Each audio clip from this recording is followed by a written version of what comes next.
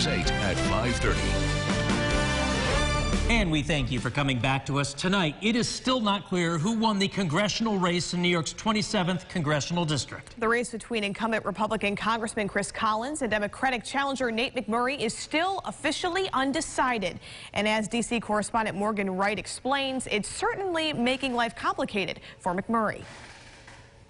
On election night, indicted Congressman Chris Collins claimed victory in New York's 27th congressional district. I can't thank them enough, the voters, for standing with me. Collins faces federal insider trading charges, but was leading in the vote tally on election night. Collins' opponent, Democratic candidate Nate McMurray, made a speech, and to most, it sounded like he conceded the race. We said looks like we're gonna fall a little short, but we never used that word. And McMurray says he's still not conceding, not until every ballot is counted. We are only 2,000 votes back, and there's about 6,000 votes left to be counted in an area that was very favorable to us. But that election night speech has proven costly for McMurray. He traveled to Washington, like a number of other Democrats in undecided races, for new member orientation. I came down, and then I heard, guess what? You're not allowed to come. McMurray thinks Collins was behind the snub.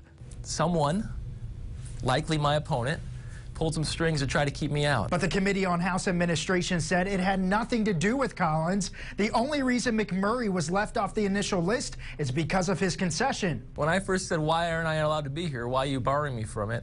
They came up with all kinds of crazy reasons. Despite the uncertainty, McMurray remains optimistic. He's been officially invited to and plans to attend the next session of orientation just in case. In Washington, Morgan Wright. Thanks, Morgan. And regardless of the outcome of the election, the case against Congressman Collins is scheduled to go to trial in February of 2020.